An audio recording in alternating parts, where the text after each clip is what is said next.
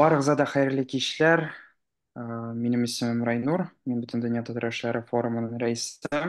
Без инде Сәйдәш белән бу курсны күптән инде узган елның җәеннән бирле үткәрергә тели идек, хыялланып йөри идек. Һәм инде ниһаять менә бу курс бүгенге көннән старт ала. Без ала бирсә сезнең белән 6 атна вакытында һәр атна шулай атна кич сәгать 7-дә Zoom аша җыелышып, инде Сәйдәш, мин ясалма фәһем турында сөйләшәчәкбез.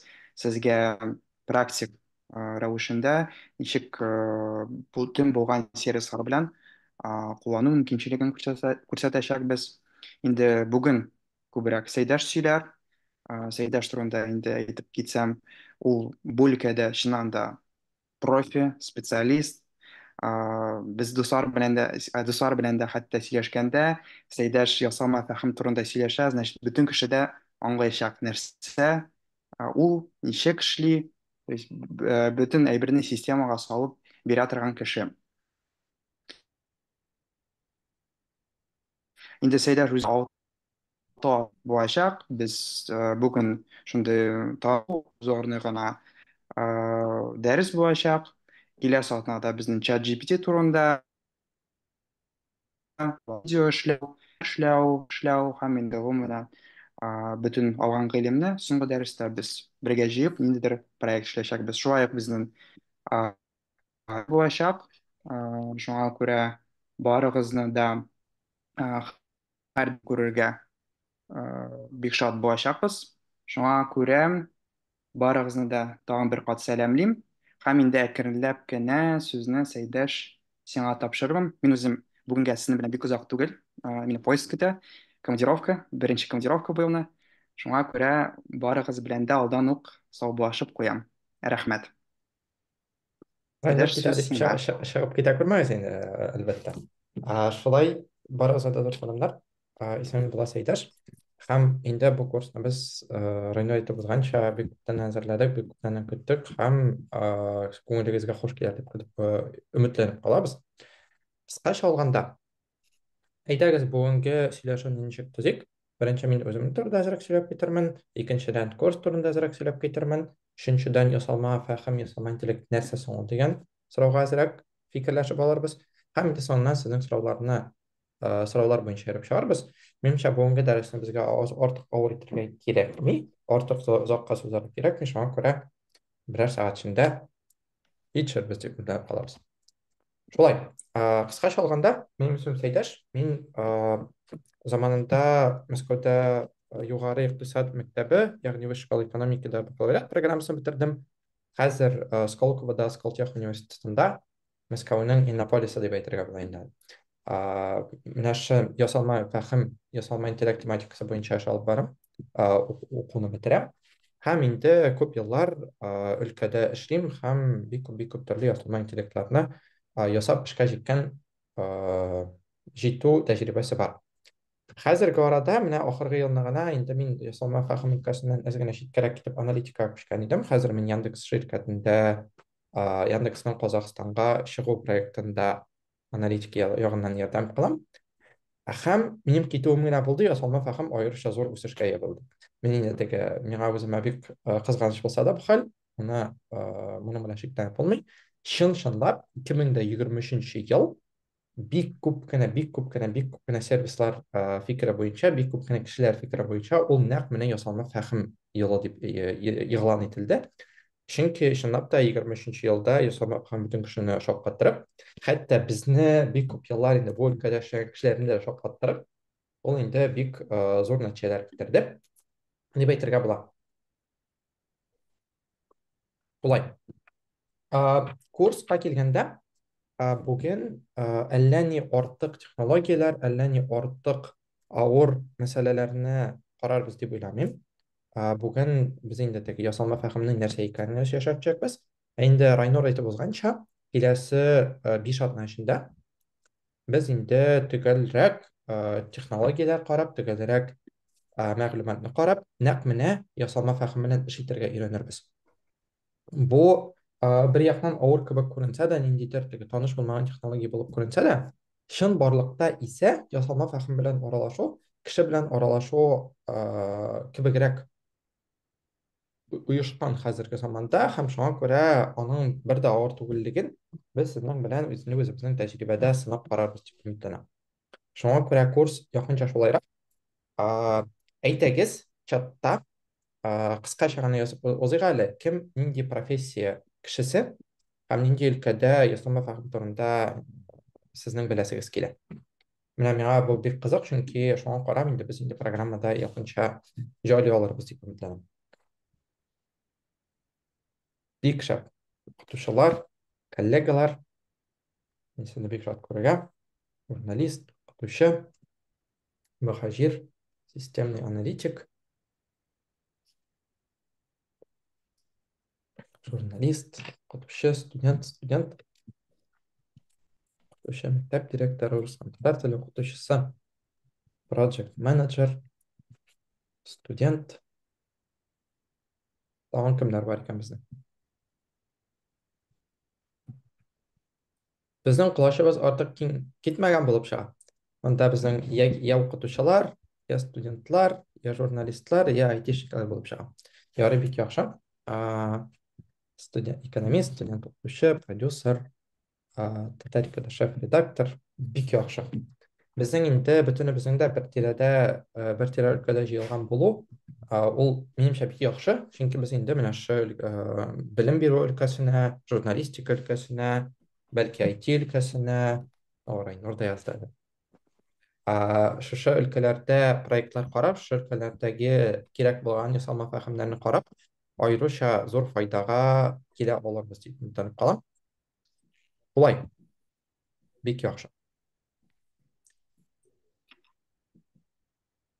Ничә инде башка кешеләрне көтеп тормыйбызмы? 50 кеше җыелган көтмибезме Райнур? Безнең әлегә 44 кеше. Ярар, әйдә. Башлап җибәрик. Ашык дип уйлыйм. Ая. Шулай, әйтегез, бүген карап узыйк. Бик кыска гына, бик җайлы гына бер мәсьәләне. Җайлы микәнен карарбыз. Нәрсә соң ясалма фәһем, нәрсә соң ясалма интеллект? Бу елны чынлап та инде әйтеп узганымча күп кеше бу турыда сөйли башлады. Гомумән алганда ясалма фәһем инде сүзе, ясалма фәһем технологиясе ул инде бик күп еллар элек барлыкка килде. Сез әгәр дә минем видеоны карап барсагыз, ясалма фәһемнең бер мисалын күрерсез. Кая китте Сәйдәш? Нәрсә булды? Барысы да бик җиңел, чынбарлыкта исә минем рәсемемне аватар алышты.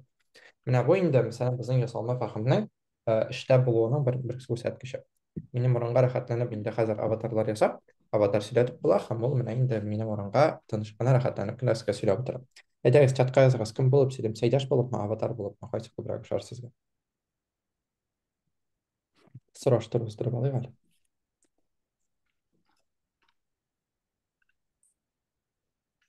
Аватар булып булмады. Ярар, ясалма фәһем җиңелде булып чыга бүген. Ләкин чынбарлык нәрсә була? Яхшы. Бу инде кичкенә генә керешештән соң әйтеп узыйк, менә безнең ясалма фәһем ул нәрсә соң? Ясалма фәһем ул әйтеп узганымча инде узган гасырның урталарында 7-60-70 елларда барлыкка килә башлаган технология. Һәм ул гомумән алганда бер дә авыр нәрсә түгел. Мәсәлән, без үзебезнең өйдә алабыз кондиционерның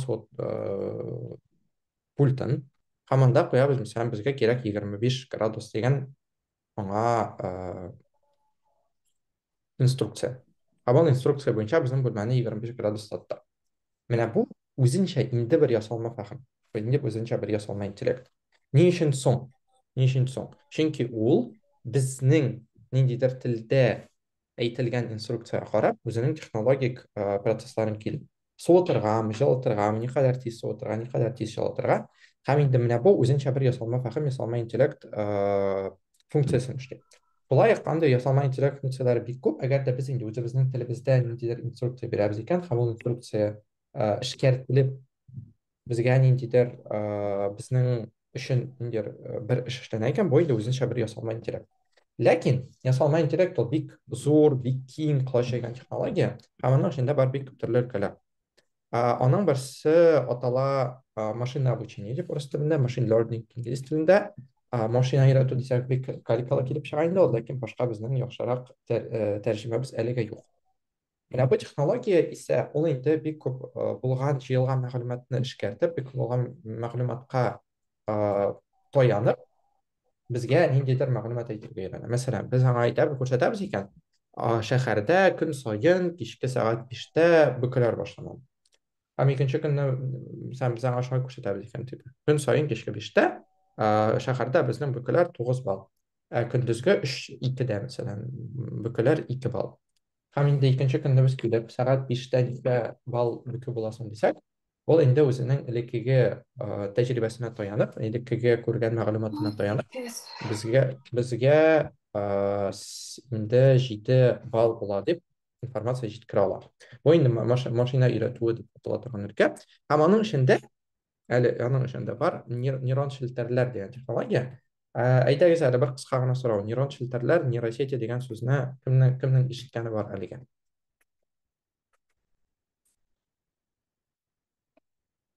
Язып куссагызчы. Чөнки нейрошелтәрләр дигән технология менә нәкъ хәзерге ясалма фәһемнең үсешенә, хәзерге ясалма интеллектның үсешенә иң зур өлеш керткән технология булып тора. Нәрсә соң ул ясалма интеллект, ясалма фәһем дигәч, безнең инде китте монда куллар, китте плюслар, бик яхшы. Кемнең күбрәге бар, бик яхшы. Ишеткән генә булу зыяны юк. Хәзер инде без аны нәрсә икәнен бу курста әзрәк аңлап китербез. Бик яхшы. Күбе безнең ишеткәнебез бар һәм бу безнең инде монда юкка гына җыелмаганыбызны күрсәтә. Нәрсә соң ул нейрон челтәр? Нейрон челтәр бер яктан караганда кешенең баш мие ул нейрон челтәр. Әгәр дә безнең биология фәненә, нейробиология фәненә күз салсак, безнең баш мие инде ул бик күп санлы миллиардлаган нейроннардан тора. Төгәл санын хәзер әйтә алмыйм, берәр кеше чатка язса, мин бик рәхмәтле булыр идем. Һәм ул инде нейроннар үзара сигналлар алышалар. Мәсәлән, бер нейроннан икенче нейронга сигнал китсен өчен, андагы энергия ниндидер дәрәҗәдән үсәргә тиеш. Дәрәҗәдән үсә икән, информация китә, үсмәй икән китми. Һәм менә шу бөтен нейрон челтәрләр энергия алышуы нәтиҗәсендә без сезнең белән күрәбез, без сезнең белән ишетәбез, без сезнең белән сөйләшә алабыз, без сезнең белән фикерли алабыз. Һәм бу гомумән алганда бик гаҗәеп күренеш һәм бик гаҗәеп технология кешенең баш миендә мондый барлыкка килгән. Һәм инде нейрон челтәрләрнең барлыкка килү тарихы да нәкъ менә шу феноменга килеп тоша. Фән эшлеклеләре уйлаганнар да, ни өчен соң кешенең баш миендә шундай технология эшләгәч, без инде аны менә шу машина өйрәтү, машина обучение өлкәсенә күчереп сала алмыйбыз соң дигән. Күчереп салганнар бик күп еллар әле артык әллә ни нәтиҗәләр булмаса да, менә ахыргы елларда инде без аның нәтиҗәсен, без аның никадәр яхшы эшләгәнен күрә башлыйбыз. Нейрон челтәр технологияләр, мәсәлән, менә мин шул ук аватарга күчәм икән хәзер тиз генә, минем урынга аватарны ясый алам.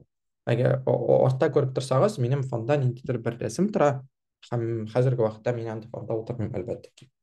Һәм нейрон челтәрләр сезгә текстны рус теленнән татар теленә тәрҗемә итә алалар, татар теленнән рус теленнән инглиз теленнән индонезия теленә һәм башка бөтен телләргә менә шуларның бөтенесен нейрон челтәр эшли. Аларның эшләү принцибы бик гади. Менә кешенең баш миендә дә ниндидер энергия җыелган чакта гына информация бер нейроннан икенче нейронга күчә икән. Алар да нәкъ шул ук принцип буенча эшләр. Алар математик модельләрне үз эшләренә алалар да, һәм инде менә шушы информацияның күчү-күчмәвен математик модельләр ярдәмендә ясыйлар. Һәм шуның нәтиҗәсе буларак, без инде хәзерге замандагы ясалма дөньяны әзрәк үзгәртми торган ясалма фәһем технологиясенә килеп җитәбез. Һәм инде узган елның нәтиҗәләрен күреп торабыз. Нәрсә эшли ала соң ясалма фәһем дигәндә, бу сорауга җавап бирергә бик авыр. Чөнки безнең тормышыбызда булган гомумән алганда бик күп эшләрне, барлык эшләрне дисәм дә артык булмас, ясалма фәһем инде эшли ала. Ул безнең өчен текст ясый белә, текст яза белә, ул безнең өчен дәрес планны яза белә, ул безнең өчен текстны тәрҗемә итә белә. Без тавыш белән сөйләгән текстны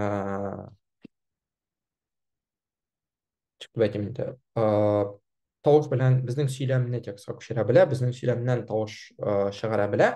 Һәм инде күптән түгел, бәлки ишеткәнсездер, бәлки күргәнсездер, бәлки чатка да җибәргәнбездер. Татар телендә дә бу технологияләр барлыкка килде.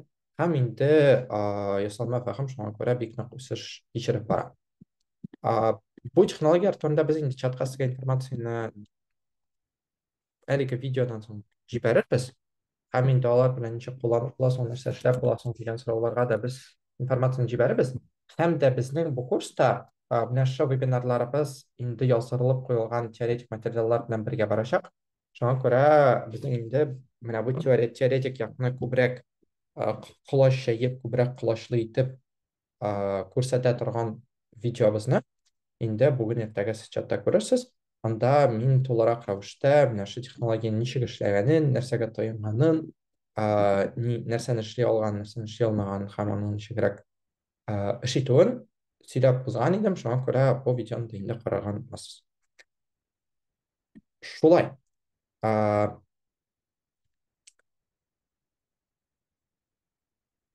Шулай. Әз генә әле мин терәлеп калдым. Бу моментта инде күбегезгә бында нәрсә барганы, нәрсә турында сүз барганы, нәрсә турында сөйләшкәнне без аңлашылмаска да мөмкин дип уйлыйм. Менә бу бөтен теге мин сөйләп узган теоретик материалны без инде төгәл технологияләргә, төгәл күрсәткечләргә, төгәл куллану рәвешләренә, куллану очракларына без инде башка киләсе дә вебинарларда күчерәбез. Хәзер инде кыскача әйтеп узасым килә, мәсәлән, мин менә бу технологияны ничек куллана алам, ничек кулланам һәм аның белән ничек эшли алам. Бу сорауга җавап бирер өчен безгә әллә ни артык технология кирәкми. Әйдәгез, мин бары тик бер чатны гына ачып күрсәтә алам. Инде монда укытучылар, журналистлар бик күп булгач, шул өлкәләрдәге куллану рәвешләрен без менә карап алабыз. Беренчедән, безнең инде үзебезнең татар теленнән башлыйк. Татар телендә ни өчендер Translate.Tatar сайты ачылмый хәзерге мизгелдә. Ләкин безнең татар телендә менә дигән Translate.Tatar тәрҗемәсе бар. Әгәр аны кулланып карамаган булсагыз, бу турыдан нагыз һәм һичшиксез аны кереп бер кулланып карагыз. Ул инде урыс теленнән татар теленә текстларны бик яхшы тәрҗемә итә белә, бик яхшы тәрҗемә итә ала һәм аның белән инде бик күп эшләр эшләп була. Шул ук вакытта мин хәзер экранны дөрес ачмадым дип уйлыйм. Әйдәгез, мин аны ачып куйдым әле. Чөнки минем бит тавышны да сезнең белән бүлешәсем килә. Инде менә бу безнең технология, без минем нәрсә сөйләгәнемне онлайнда тыңлап, Зумаша сөйләгәндә аны тыңлый алам икән. Шундый проблемасы бар. Инде текстны ниндидер безгә уйнатып та бирә ала. Так, ни өчендер минем интернет белән ниндидер тоткарлыклар бар, ахрысы. Чөнки мин бер сайтта ачылмый. Ни өчендер аларның бер дә ачыласылары килми. Нәрсә булды микән соң бу?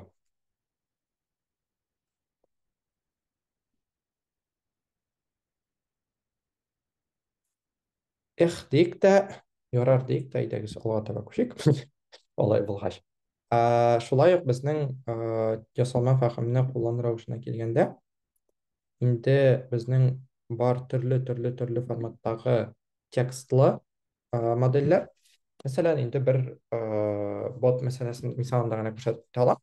Мәсәлән, ChatGPT 3,5-4 алар нәрсәсе белән аерыла, нинди модельләр була, булар турында барысында без сезнең белән сөйләшеп китербез. Анысы әле безнең алда көтә. Ләкин гомумән алганда, мәсәлән, шу чат белән генә дә төрле телләрдә төрле мәсьәләләрне без аралаша алабыз. Мәсәлән, мин аңа язып карадым сәлам дип, ул сәлам сүзен әлбәттә ки дөрес аңламады, чөнки ул башкортчада, казакчада, татарчада белән безнең язу рәвеше белән текстларны күргән. Һәм шуларны бөтенесен бер-берсенә бутап, ниндидер яңа сүзләр уйлап чыгарып, безгә ниндидер җыелып бетмәгән текст бирде.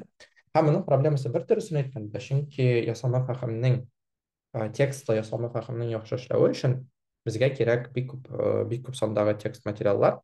Һәм инде интернетта безнең татар телле материаллар артык күп булмауның бер эффекты булып, нашы ясалма фәһемнәрнең начар эшләве дә булырга мөмкин. Шуңа күрә журналистларга аеруча басып ясап әйтәсем килә. Безнең интернетта татар телле материалларыбыз күп булса, безнең киләчәктә ясалма фәһемебез дә бик яхшы эшләячәк дип өметләнеп калам.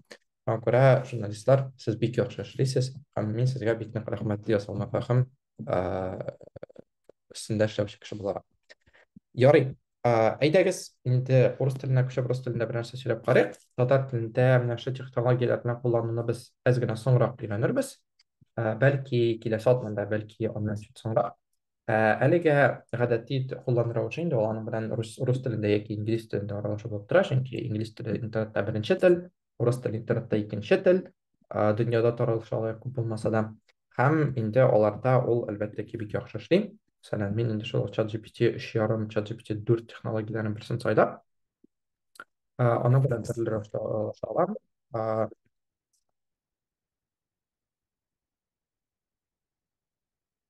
Татар поэтлары турында, татар шагыйрьләре турында а, мен сорый алам, ул инде миңа интернетта үзенең нәрсә күргәнен аңлап, мәңдер җавап бирергә мөмкин. Шулай, ниндидер берәр кызык сорауларыгыз булса, аларны чатка җибәрә аласыз, мин дә аларны ChatGPT-га биреп карый алам. Һәм инде аның нәрсә җавап биргәнен шулай ук белә алырбыз.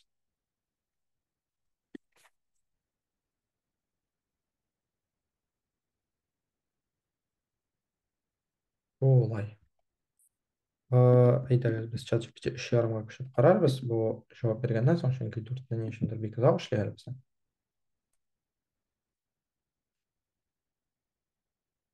4-нче версиябез.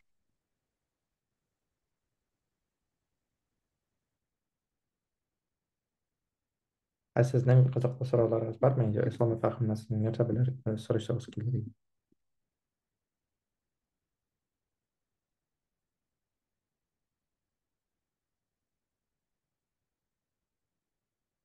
Җибәрде. Бөтен өчендер бүген әле бик озак эшли. Монда татар шагыйрьләре дигәнне онытканмын да, шуңа күрә бу инде миңа теге төрле халыкларныкын, төрле илләрнекен язып бирде. Һәм инде менә шу рәвештә аңа төрле сораулар биреп, төрле сорауларга җавап алып, һәм бу сорауларны дөрес рәвештә биреп, без инде үзебезгә кирәкле җавапларны ала алабыз. Әйтәгез, теге тизрәк җавап бирсен өчен мин аның кечкенәрәк, тизрәк версиясен карыйм. Һәм шул ук рәвештә,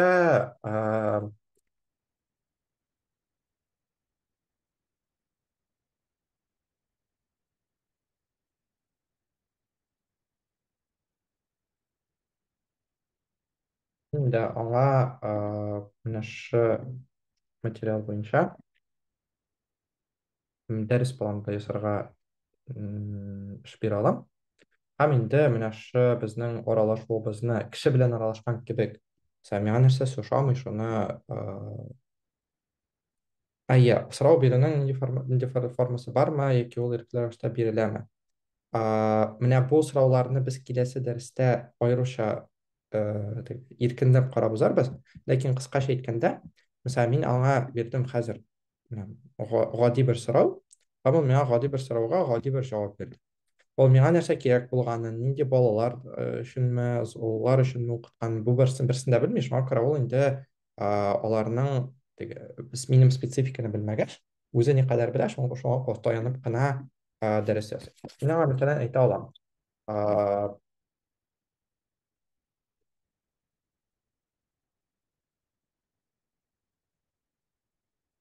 Мәсәлән, 5 яшьле а, балалар өчен сөйләрлек. Дип аңа инструкция бирә алам. Һәм ул инде шул инструкция буенча миңа эшләп бирәчәк. Бу Telegram бот бушлаймы дигән сорау килде. Әлбәттә ки, бушлай түгел. Бу минем эштә булган бот.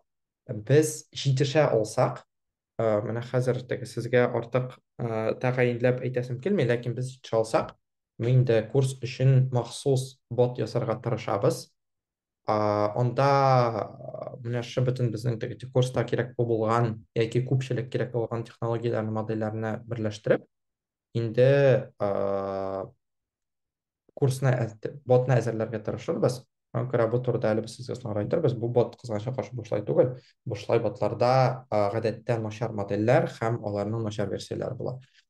Ясалма фәһемнең бик менә хәзер инде тегез генә читкәрәк китеп әйтеп узасым килә.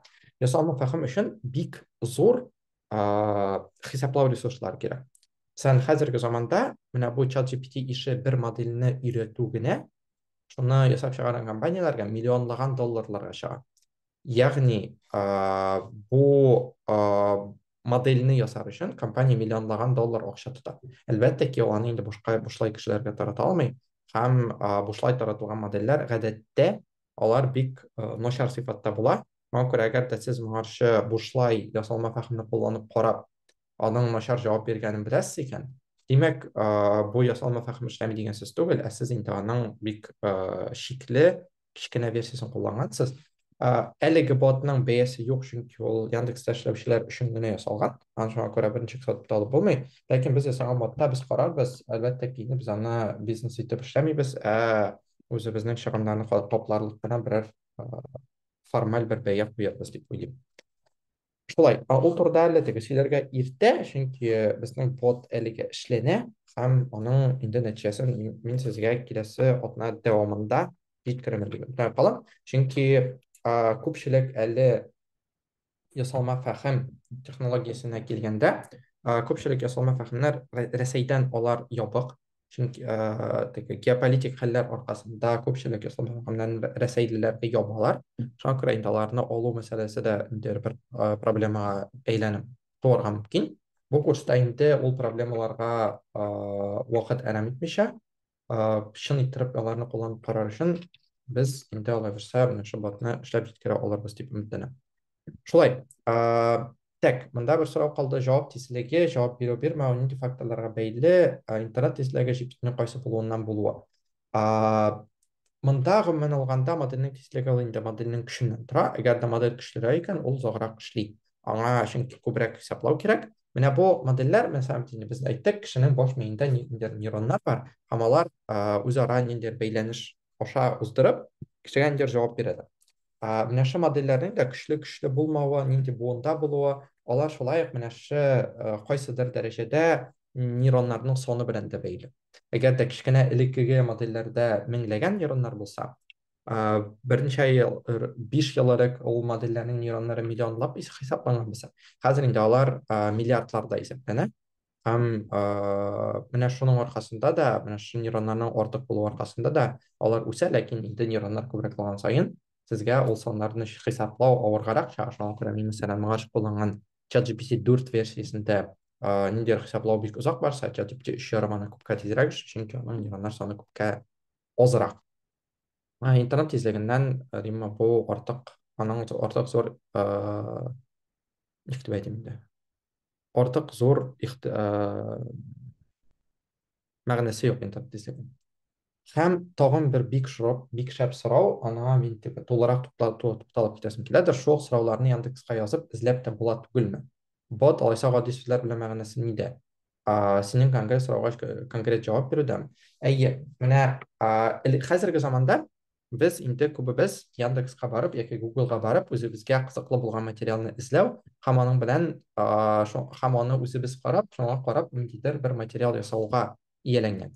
Ботның түгел инде, ягъни менә шу ChatGPT сыман текстлы ясалма фәһемнәрнең төп куллану өлкәсе, ул инде безгә ниндидер фикерләү өчен мәгълүмат түгел, инде конкрет сорауга конкрет җавап бирә алуында. Мәсәлән, без ниндидер сорауга җавап эзлибез, мәсәлән, шул ук шагыйрьләр исемен яз дип. Яндекс аның белән бик яхшы эшли ала һәм безгә бик тиз генә җавап бирә ала, чөнки инде ул шагыйрьләр турында бик күп язылган һәм алар бик күп җирдә бар. Ләкин инде без никадәр эчкәрерәк керәбез, никадәр безгә күбрәк контекст кирәк, шул кадәр инде авыррак була башлый. Мәсәлән, мин инде менә шу планны язарга куштым, бу планны без бөтен җирдә таба алабыздыр дип уйлыйм. Һәм мин аңа әйтә алам, мәсәлән, менә шу планны үзгәрт, ул 5 яшьлек балалар өчен булсын дип. Хәзер мин аңа тагын да нечкәрәк мониторлар бирә алам. Ниндирәк нечкәрәк мониторлар бирә алам. Минем баш эшләми, ләкин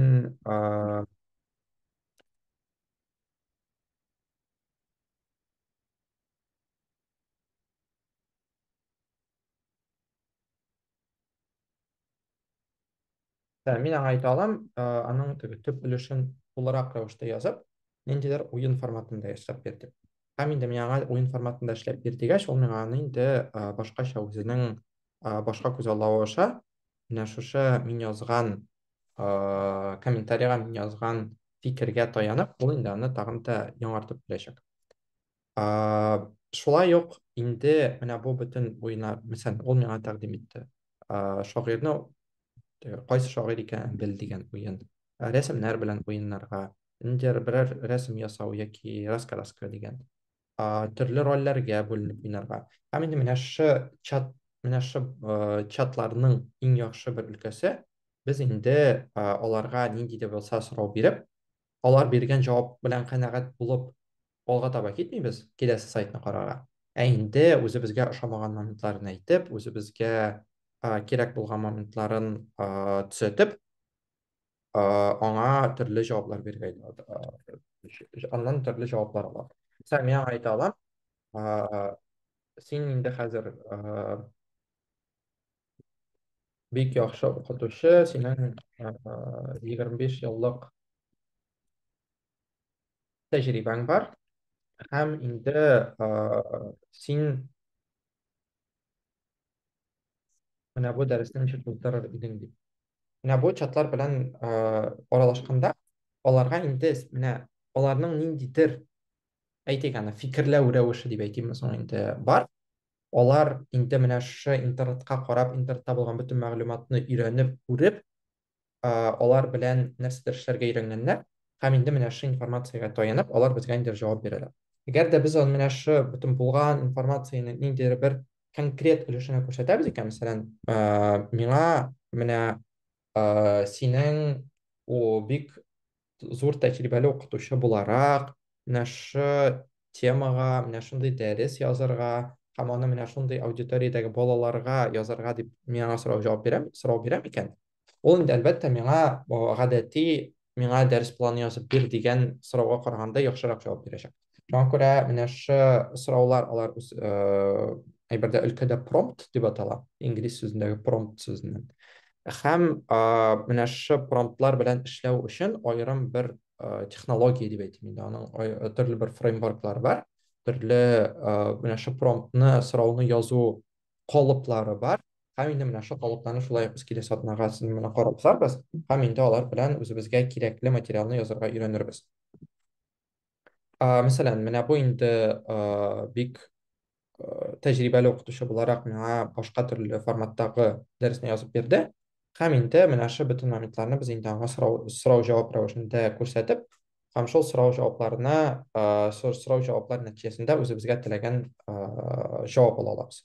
Ләкин мин гадәттә тормышта кешеләр белән аралашканда ясалма фәһем дип башлыйм икән, бөтен кеше менә шу чатны күз алдыма китерә. Ләкин бик кискен итеп сезгә бер факт әйтеп узасым килә. Ясалма фәһем алар бөтен нәрсә турында. Менә бу без карап узган ChatGPT-лар, алар әлбәттә ки, чынлап та текст белән аралашу, текст белән эшләүгә багышланган. Ләкин, мәсәлән, аларның бар версияләре инде безнең төрле рәсемнәрне алып, шулар нәтиҗәсендә берәр нәрсә күрсәтә торган, мәсәлән, гади генә бер скриншот җибәреп, нинди сервис анда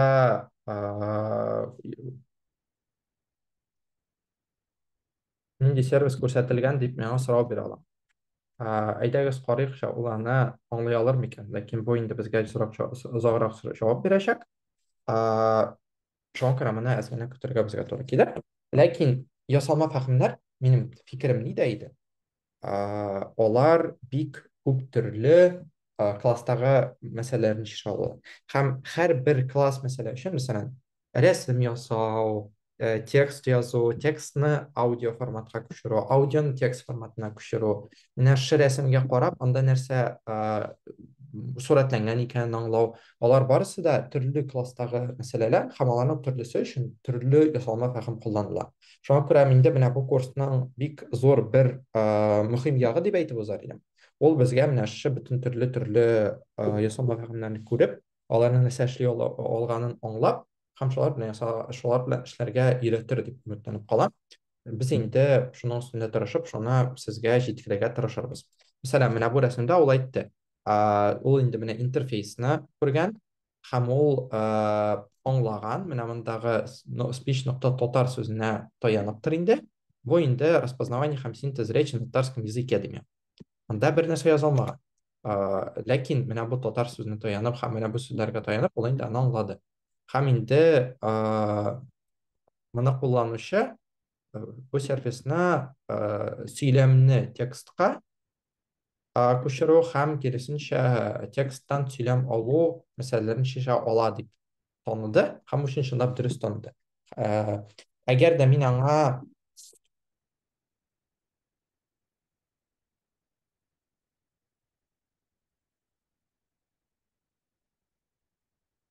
Әгәр дә миңа менә моның кодын язып бир дисәм, программа кодын, ул инде миңа аның программа кодын да ниндидер дәрәҗәдә язып бирә алыр дип уйлыйм. Мин үзем мәсәлән эштә код язганда менә бу ChatGPT сыман технологияләрне бик еш кулланам. Чөнки алар синең эшеңдә булган менә минем өчен теге иң яраткан куллану рәвеше, син бер нәрсә эшлисең, аны чат-ботка җибәрәсең һәм ул синең кайда ялгышлык бар икәнен, нәрсәне ничек үзгәртергә икәнен һәм менә шундый үзенчә бер фикерен әйтә ала дип мин шуңа бик ошат. Мәсәлән, мин аңа яздым менә бу сервисны һәм ул миңа инде ниндидер начар булса да код язып бирде HTML һәм JavaScript телләрендә. Һәм алар инде код менә безнең интерфейсның тышкы сурәтен күрсәтәләр. Һәм инде аңа мәсәлән без язган текстны җибәреп, аның дөресме юкмы икәнен сорыйбыз икән, бу да бик яхшы булачак. Минем монда тарихта калмаган микән менә шундый бер мәсьәләләрнең берсе. Хәзер хәтерләмим, ләкин мин аны ул рәвештә бик нык кулланам дөресен әйткәндә. Мәсәлән, мин аңа әйтәм, минем менә шундый формулада менә шундый хата барлыкка килде. Ул миңа әйтә, син җибәргән информацияга карап, синең менә шундый хаталарың бар һәм аны шулай рәтләргә кирәк дигән. Мәсәлән, инде гадәти вакытта, мәсәлән, программчылар менә бу мондый мәсьәләләрне ничек хәл итә? Алар үзеннән зуррак дәрәҗәдә булган кешегә барып, аның вакытын табып, аның белән сөйләшеп, үзләренең хаталарын эзлиләр. Мәсәлән, журналистикада гадәттә журналистлар, минем журналистикада эшләгәнем юк, ләкин минем күз алдавым буенча, журналист текстны язгач, ул текст редакторга китә, редакторга нәрсәдер ошамаса, журналисттан яңадан күчереп яза һәм шулай берничә тапкыр әйләнеш узгач кына бу текст инде үзенең урынына барып җитәргә мөмкин. Менә шул чатлар ярдәмендә без үзебезнең ясалган кодкамы, тексткамы, рәсемгәме, нәрсәгәме ясалма фәһемнең фикерен алып, аның инде төп хаталарын бик тиз арада шиша алырга мөмкинбез. Аны безгә барыбер дөрес итеп кулланырга гына өйрәнергә кирәк. Шулай, рәсемнән текстка күчерүне инде без аңладык, ләкин бит әле безнең рәсем ясау технологияләре дә шулай ук бар. Мәсәлән, монда безнең DALL-E дигән так миңа шалтыраталар. Шалтыратмасыннар иде.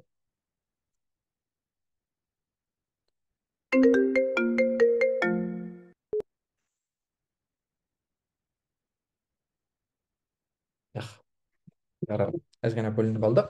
Менә мондый технологиялар без мәсәлән рәсем ясый алабыз. Әйдәгез, татарларга багышланган нинди рәсем ясый икән. Мәсәлән, 2120 елда нинди татар бәйрәме күрә алам икән. Шуңа инде ул безгә инде рәсем дә ясап бирә ала. Бу моның Яндексның акчасы беткән. Шуңа күрә әйдәгез башка нейросетьләргә моны биреп карыйк. Ләкин ул инглиз телендә генә эшли, шуңа күрә әйдәгез. Татарның ризыгын 2300 елда ул ясап бирсен соң инде. Бу әле миңа 10 минут эчендә генә ясап бирәм ди, ярар монсы алай тиз булып чыкмады. Кызганычка каршы. Ансын алай тиз генә күрсәтеп булмаячак, ләкин инде моңа багышланган безнең аерым дәресләребез булыр. Ансын инде без карап узарбыз.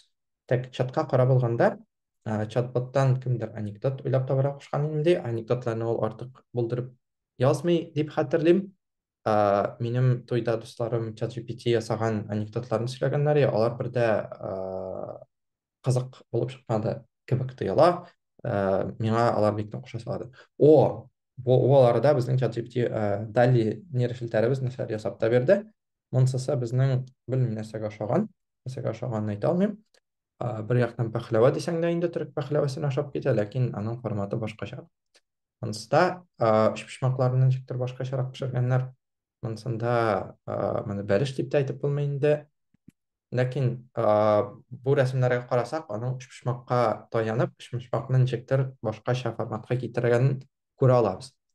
Әгәр дә инде без менә бу сорауларны татарның милли ризыгы дип түгел, бер 2-3 абзацлык тулы бер форматтагы текст итеп язган булсак, баланы әлбәттә ки чын итеп дөрес итеп язар иде. Мәсәлән,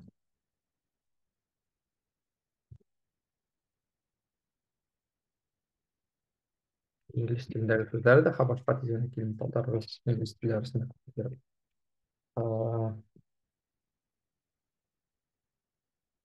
Ярайды. Менің кичкенә баш эшләмәс. Сезнең алда оятка калырмын инглиз теле белән.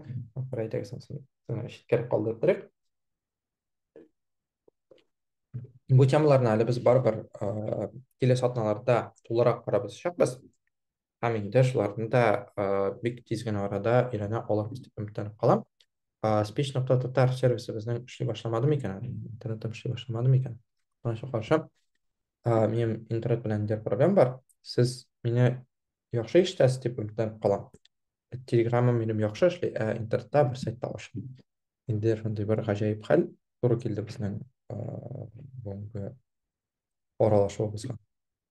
Ләкин ярар, анысы артык куркыныч түгел. Аларны әле без бөтен технологияләрне дә сезнең белән тулысынча карап узарбыз. Һәм бу мизгелдә сезнең нинди сорауларыгыз бар соң дип соравымны сезгә борасым килә.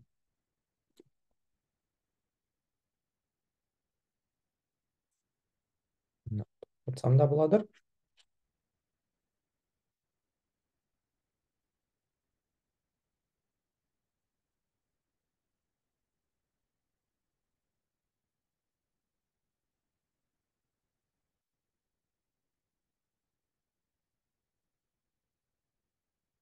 Лай.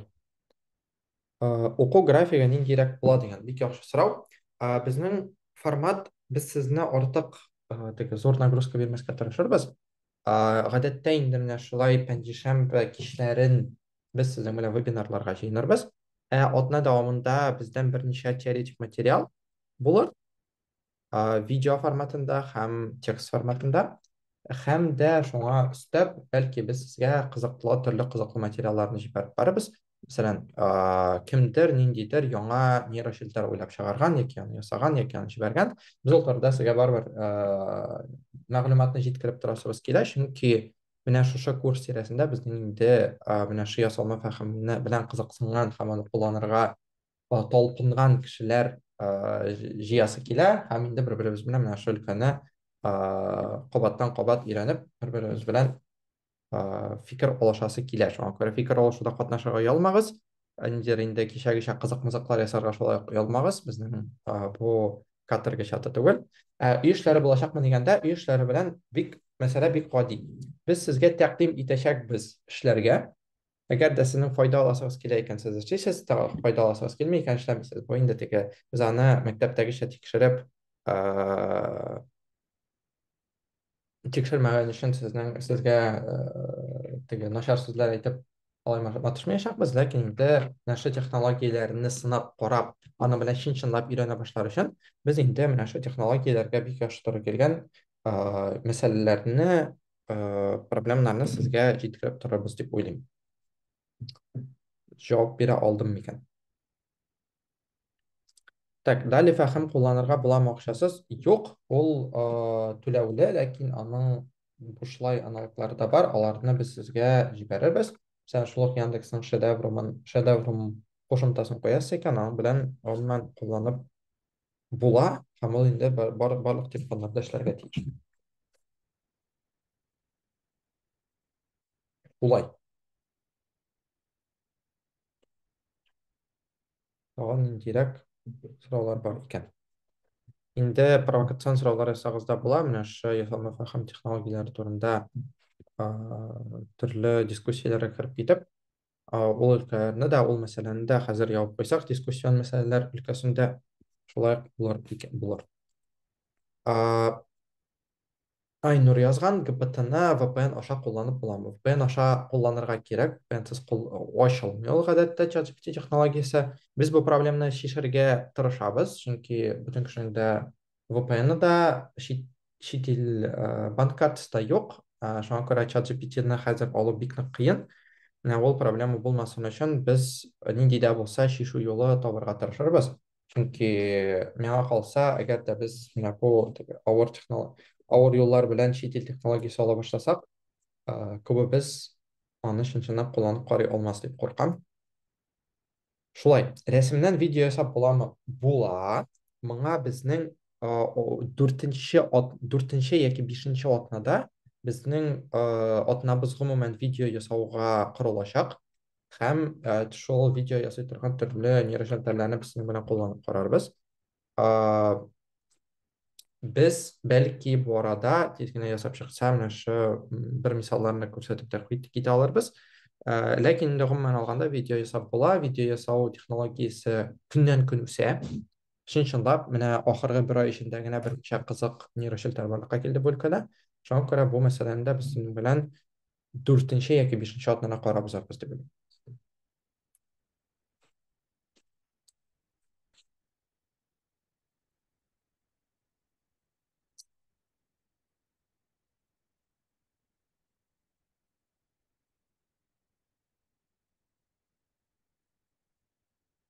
Шулай. Әгәр дә тавыш белән әйтеп узасыгыз килсә, алай да эшләсәгез була. Сорауларыгыз булса. Бик яхшы сорау килде. Ике нейрочелтәрне бергә эшләтергә авырмы? Бу өлкәдә хәзер гомумән алганда бик күп эш алып барыла һәм бик күп инде бизнеслар, бик күп компаниялар, бик күп ширкәтләр бу өлкәдә эшли. Без бу мәсьәләне ахыргы атнада карап узарбыз дип уйлыйм, ләкин гомумән алганда ике нейрочелтәрне бер-берсе белән бик авыр эшләрсез эшләтергә өйрәнү ул гомумән алганда мөмкин һәм аны эшләргә хәзер мөмкинлекләр, технологияләр бар. Алар тик бик гади булмаса да, аларны өйрәнү һәм алар белән эшли башлау хәзер инде барыбер гадәти халыкка да, программчы булмаган кешеләргә дә мөмкин һәм аны эшләп була дип уйлыйм. Шуңа күрә бу мәсьәләне карап узарбыз. Сорау биргәнегез өчен бик рәхмәт.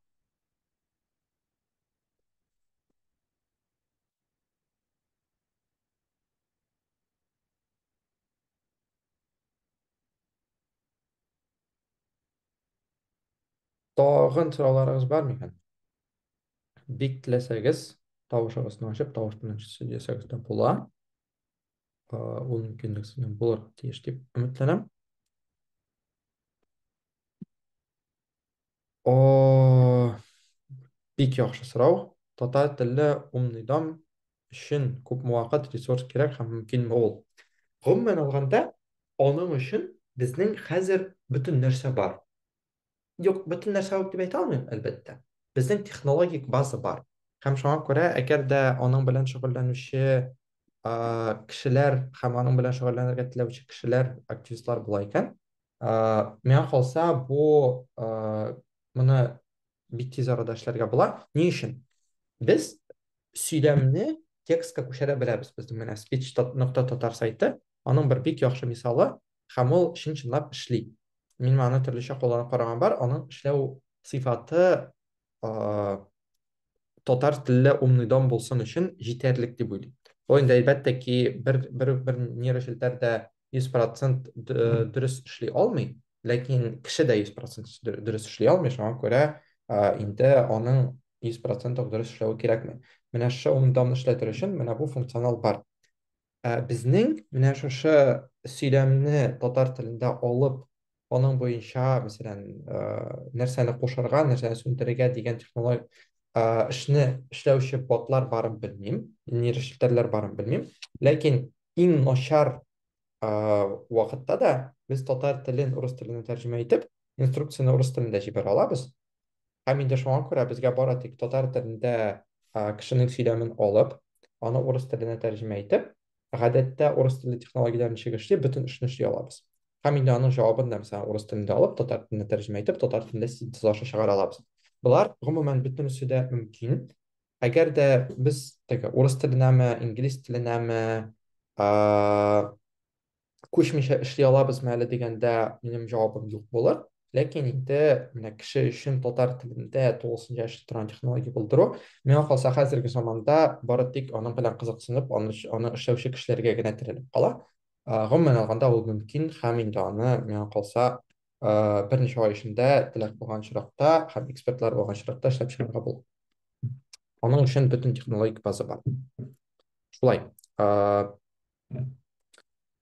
Әгәр дә сезнең кызыксынуларыгыз булса, без инде менә шу атна дәвамында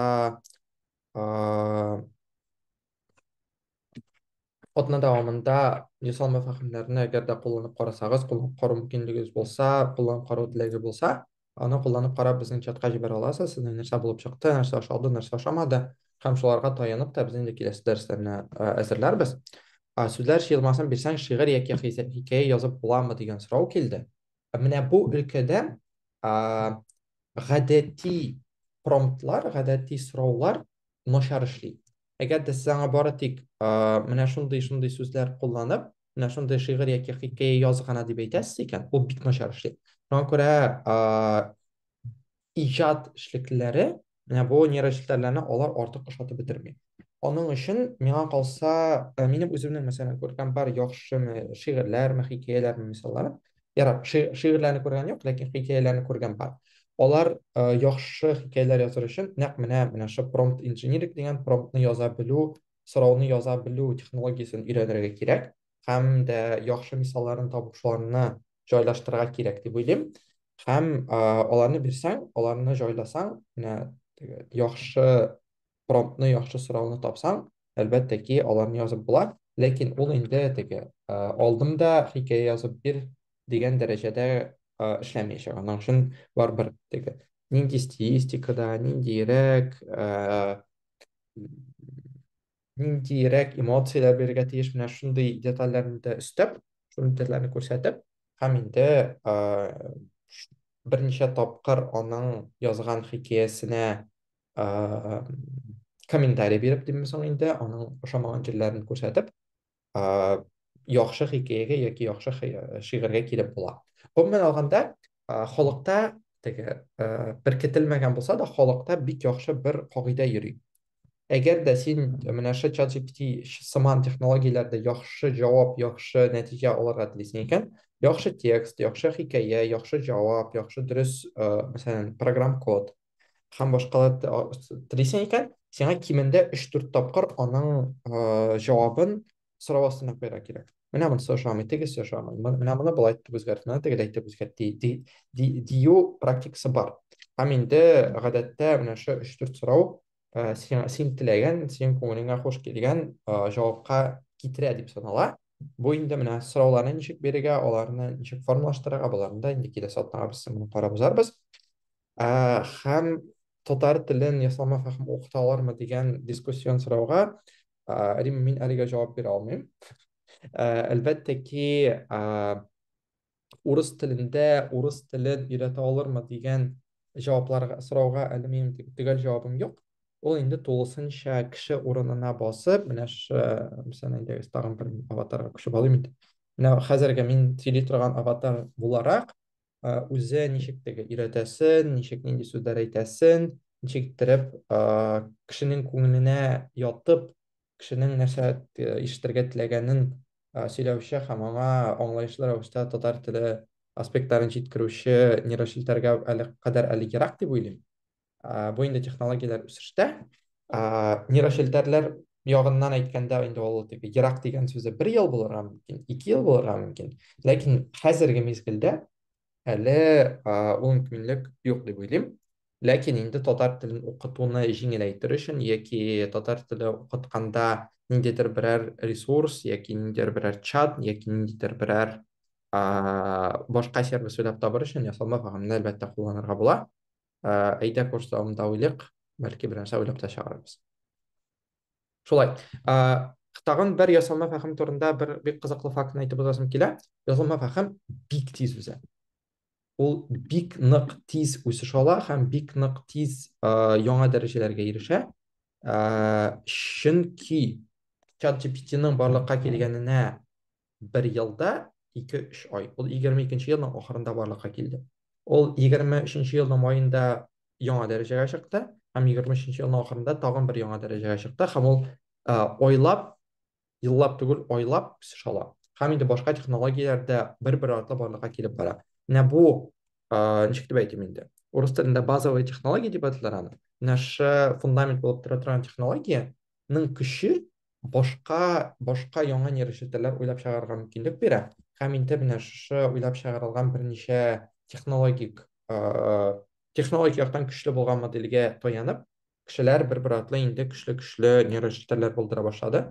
Шуңа күрә инде бу өлкәдә чын-чынлап ойлап яңалыклар барлыкка килә. Һәм инде мин, мәсәлән, менә бу татар телен укыта алырлык ясалма фәһем тиздән булырмы дигән сорауга тиздән була алмас дип җавап бирәм, ләкин ул тиздән түгел, бер елдан булырга мөмкин. Чөнки бер ел инде ясалма фәһем өчен бик зур срок. Шуңа күрә дә миңа калса әле безнең классик белем бирү процессы бу ясалма фәһем артыннан җитешмәячәк. Мәсәлән, инде мәктәптә елга бер программа гына алыштырып торсаң да, сен инде уку елы ахырына синең программаң артта калачак, чөнки яңа ясалма фәһемнәр барлыкка килеп, алар инде бик күп нәрсәне белмәячәк. Инде ул хәзерге заманда укыту программасы бер ел эчендә генә алышынып бетмичә, ул әле берничә ел эшкә җигелүен, берничә ел көйләнүен исәпкә алсак, миңа калса әле мәктәп университетларда технологияләрне өйрәнүгә кадәр ерак. Һәм без инде менә шы ачык университетта һәм башка менә шы читтәрәк булган өлкәләрдә менә бу технологияләр турында җиткереп, алар турында сөйләп барырга тырышырбыз. Тагын бер сорау бар. Ясалма фәһем видеоларын татар теленә онлайн тәрҗемә итеп торса шәп булыр иде диелгән. Бу турыда информацияны мин менә хәзер дәрестән соң җибәрермен чатка. Инде Chrome'нар өчен, Google Chrome браузеры өчен андый кушымта бар. Һәм ул чын-чынлап теге идеаль рәвештә булмаса да яхшы дәрәҗәдә видеоларны онлайн рәвештә татар теленә тәрҗемә итә. Кулланып карагыз. Бөтен видеода эшләми дип ишеткәнем бар, ләкин инде чын-чынлап яхшы эшли һәм аны чын-чынлап яхшы итеп кулланып була. Мәсәлән, мин хәзер Казахстанда Яндекста Казахстан өчен Яндексны үстерү белән шөгыльләнәм. Казахстанда инде онлайн казах теленә тәрҗемә итү функциясе барлыкка килде. Татар теле кайчан булыр белмим, ләкин технологик яктан бу инде мөмкин. Һәм беренче ясаган видео бар. Һәм шуны инде без сезгә җибәрәбез, кулланып карарсыз. Аны кулланып кушып җибәрү теге бер басып кына булмаячак, ләкин инде аны кушып җибәрү авыр булмас дип уйлыйм. Әйе, ялгышмасам, компьютер өчен менә планшет смартфоннарда аны кулланып булмый дип хәтерлим. Менә шы видеоны тәрҗемә итү функционал. Аны компьютерларда гына әлегә кулланып була. Бу дәрес видеосы кайда куелачак, салмасын каян табырга? Бөтен информация безнең чатта булачак, Рамзил. Шуңа күрә чатны карап барыгыз Телеграмда, анда инде аның сылтамасын без сезгә куярбыз, күрсәтербез. Тагын бер сорау, ясалма фәһем социаль челтәрләрдәге сәхифәләрне, төркемнәрне алып бара аламы? Шулар мәсәлән яңалыклар электрон гәҗитен алып бара аламы? Әлбәттә. Хәзер әгәр дә сез Инстаграмда карый башласагыз, яки YouTube'да, яки кайда, бик күп кешеләр үзләренең урынына аватарларын сөйләтәләр. Мәсәлән, Reels'ларда кеше түгел, аватар сөйли. Мәсәлән, мин хәзер аватарга күчәм. Менә шы аватар сөйли, ләкин аны кеше аның теге сөйләме белән кеше идарә итми, ясалма фәһем идарә итә. Чын-чынлап хәзерге вакытта социаль челтәрләрендә, гәҗитләрендә ясалма фәһем белән алып барып була. Ясалма фәһемнең бер моменты бар, ул хаталар җибәрергә мөмкин. Шуңа күрә аны дөрес иттереп килеп куярга кирәк. Ул хаталар җибәрмәсен өчен, мәсәлән, яңалыклар яза торган электрон гәҗиттә инде хата җибәрү ул бик зур бәяле булырга мөмкин. Шуңа күрә анда инде ул куркынычрак. Ләкин инде гадәти блоглар, сәхифәләр, төркемнәр алып бару өчен моны бик күп кеше куллана һәм инде бик күп өлкәләр, бик күп каналлар, бик күп төркемнәр инде моңа кушып бара һәм чын-чынлап бу эшне ул булдыра. Мәсәлән, бик күп кенә онлайн мәктәпләрдә бар тьютер, инструктор яки башкача аны төрлечә әйтәләр. Роле кем? чатта балаларның, оқушыларның, студентларның сұрауларына жауап береді. Менә шы студентларның сұрауларына жауап беруші кішілер орнына инде хәзер бар ясалма фәһемләр. Алар инде чатта утырып, студентларның сұрауларына жауап бирәләр.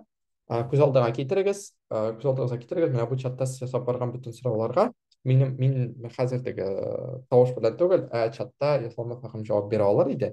Һәм бу бер авырлык та тудырмый, бу технологияны эшләтеп җибәреп, аны эшләтеп җибәрү чын-чынлап кыен түгел хәзерге заманда.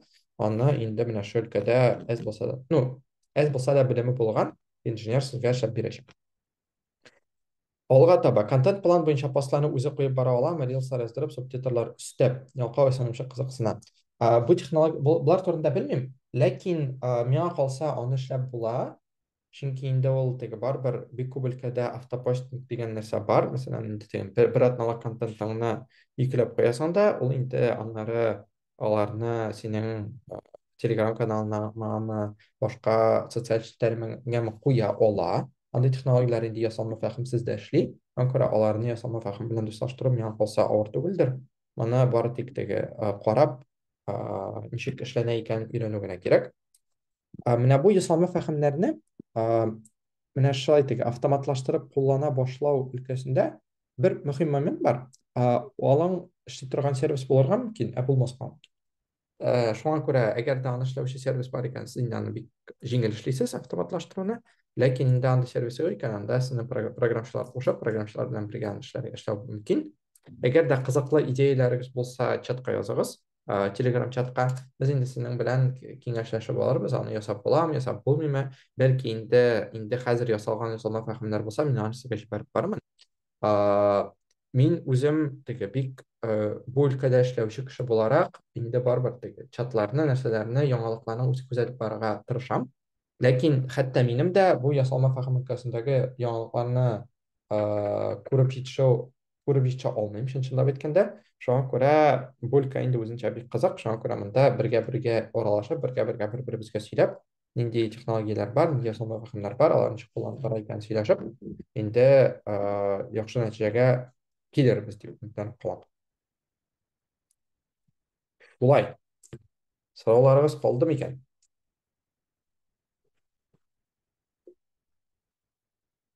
Мин бу арада су эчеп алдым тиз генә. Мин әле үзем кайда утырам дигән сорауга, мин хәзер универсиада авылында, мин балаларны хәзер олимпиадага алып килдем икътисад фәне буенча. Иртәгә безнең балаларыбыз олимпиада ясалар, шуңа күрә безнең балаларыбыз өчен дуалар кылып утырыгыз. Инде шәт нәтиҗәләргә ирешербез. Гомумән алганда мин Казанда тормыш сөрәм. Сколковода инде Казанна утырып кына укыйм.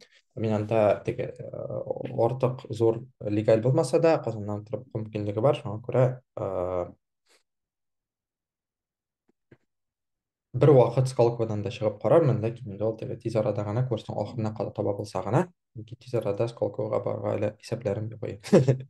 Кызганычка каршы. Ләкин инде алла берсә Сколковода булгач, сезгә әлбәттә ки түгәрәк белән булса да сәлам хаты җибәрәм. Шулай. Рәхмәт барыгызга. Сораулар булмаса, инде нәкъ менә мин әйткән 1 сәгатькә сыештык ахрысы. Бик зур рәхмәт килгәнегез өчен. Алга таба безнең инде материалларыбыз эшкәрерәк, тирәнтенрәк булачак һәм инде без теге технологияләрне өйрәнеп, нәкъ менә практикада куллана торган белемнәрне алырбыз. Бу инде дәрестә сезнең нинди теләкләрегез барын, сезнең нинди сорауларыгыз барын белеп, шуларга җавап биреп, һәм инде гомумән технологиянең нәрсә икәнен сөйләп узасы килгән иде. Сезгә файдалы булгандыр дип өметләнеп калам. Әгәр дә фикерләрегез булса, чаткамы минем үземә языгыз. Алга таба аларга ияләшеп, яңадан яңа дәресләр уздырырбыз дип өметләнеп калам.